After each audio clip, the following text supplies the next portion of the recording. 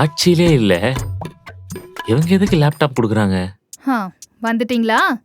நல்லது எது நடந்தாலும் உங்களுக்கு பிடிக்காதே. என்னங்க வம்பிழுக்கிறீங்க? எல்லாருக்கும் நல்லது பண்றதுதான் எங்க வேலையே. சாப்பிடுங்க. அப்படியா? அப்ப ஏன் இன்னும் ஸ்டூடெண்ட்ஸ்க்கு லேப்டாப் தரல? அதான் கொடுக்குறோன்னு சொல்லியிருக்கோமே சில பேருக்கு.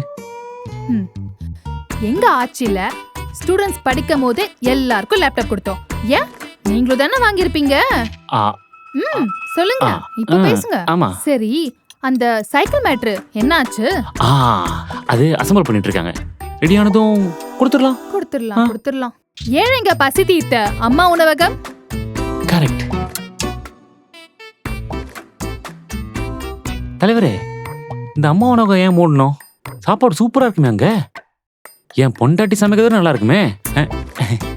சரி, அந்த தாலிக்கு தங்க திட்டம் அப்படியே என்னன்னு கேளுங்க. ஹலோ தலைவரே, சரியா கேட்கல, இருங்க நான் வெளியே வந்து பேசுறேன். அப்படியே ஓடிடுங்க.